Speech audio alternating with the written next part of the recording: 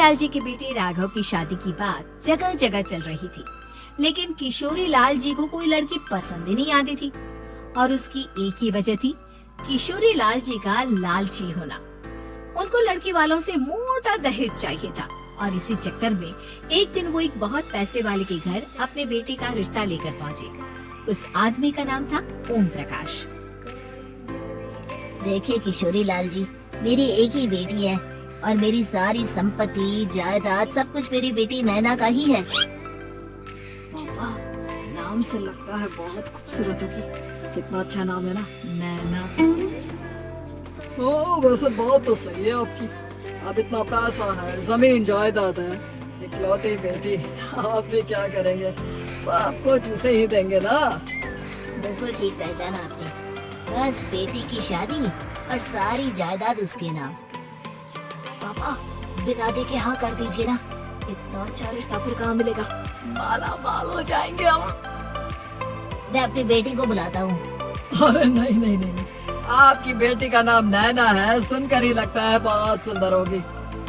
रहने दीजिए अंकल, मैं तो आपकी बेटी के नाम से ही इतना खुश हो गया हूँ कि उसे बिना देखे शादी करने को तैयार हूँ। अब तो मैं उसका चेहरा सीधे शादी के बाद ही देखूंगा।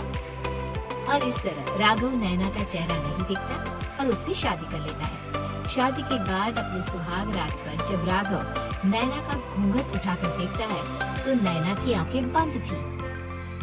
कितने खूबसूरत हो तुम नैना, जरा अपनी आंखें खोलकर मेरी तरफ देखो तो सही।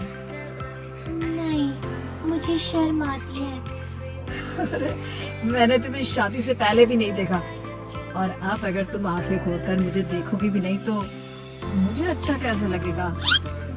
इससे पहले कि नैना अपनी आंखें खोलकर राघव की तरफ देखती, अचानक से लाइट चली गई और राघव नैना को पूरी तरह से देख भी नहीं पाया। अगली सुबह नैना राघव के लिए नाश्ता बनाकर लेकर आई। अरे ये क्या, आधा पराठा सेका हुआ है और आधा बिल्कुल कच्चा। ये तुमने क्या किया नैना? बहू, तुमने क्या आधा पराठा तवे से नीचे लटका कर रखा था, जो आधा सेका है और आधा कच्चा? मुझे जितना दिखेगा उतना ही तो सीखूंगी ना पापा जी। जहाँ जहाँ मुझे नजर आ रहा था वहाँ मैंने सीख लिया, जहाँ जहाँ नहीं दिखा वहाँ कच्चा रह गया होगा। इसका क्या मतलब है?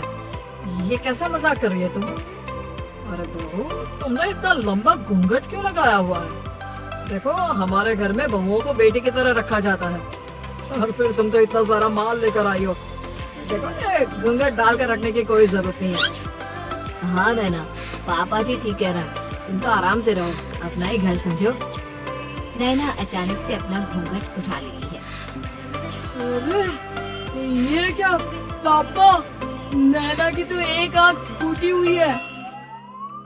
नाम से नैना, लेकिन ये तो कानी बहू निकली। मेरे साथ धोखा हुआ है, धोखा।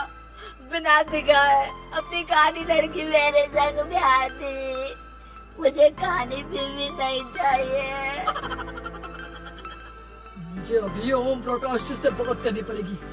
आखिर उन्होंने मेरे साथ ऐसा किया क्यों? अरे आप लोगों ने ही तो पापा से कहा था कि आप लोग शादी से पहले मुझे देखना नहीं चाहते। अब मेरे पापा पर क्यों इल्जाम लगा रहे हैं? अरे लेकिन उन्हें बताना तो चाहिए था ना कि तुम कहानी हो, एक आंख से तुम्हें दिखाई नहीं देता। किशोरी लाल और राघव नाराज होकर ओम प्रकाश को अपने घर बुलाते हैं। पापा जी, ये आपने क्या किया? शादी से पहले बताया क्यों नहीं कि नैना की आंखों में परेशानी है?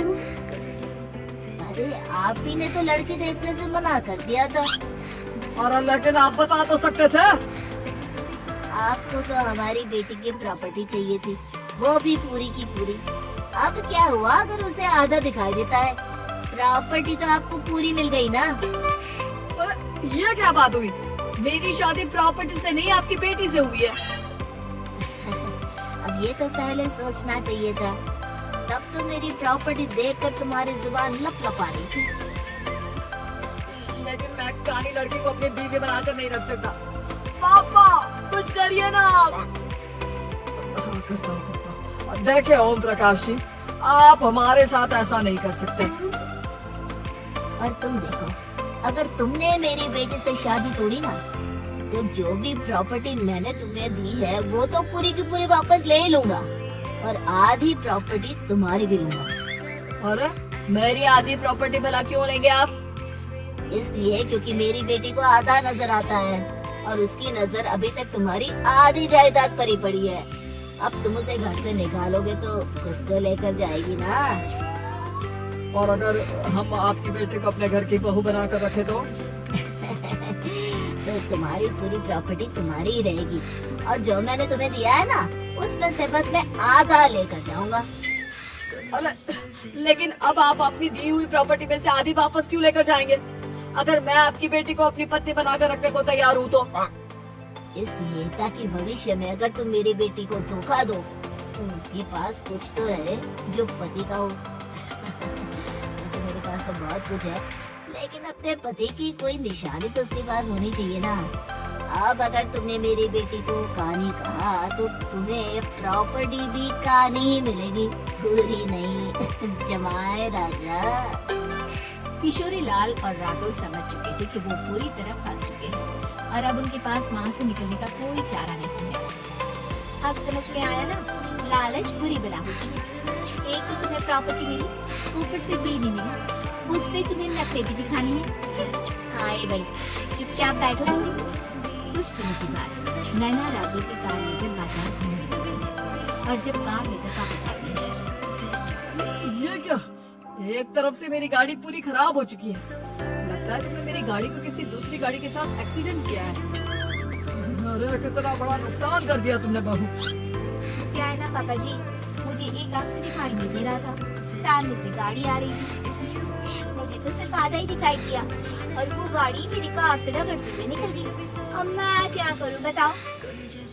आप इसे ठीक कराने के पैसे कौन देगा? तुम्हारे पापा? तुमने मुझसे इस तरह से बात की? अभी रुको। नैना राघव की शिकायत ओम प्रकाश को कर देती है। देखो राघव, अब जो मेरी आधी प्रॉपर्टी तुम्हारे पास थी ना उसमें से आधी और मैं लेकर जाऊंगा क्योंकि तुमने मेरी बेटी को डांटा। अरे नहीं पापा जी, गलती हो गई, माफ कर दो। गलती की तो कोई गुंजाइश ही नहीं। अगली बार मेरी बेटी को डांटा तो बची हुई आधी में से आधी और ले जाऊंगा।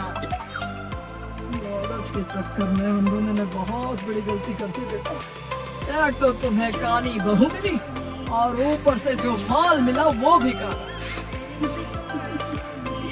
इस तरह राघव की हर एक गलती पर ओम प्रकाश उसकी प्रॉपर्टी का आधा आधा हिस्सा लेकर अपना सारा माल वापस ले गया और राघव को काली बिल्ली से काम चलाना पड़ा। भाई लालच वाकई में बुरी बला।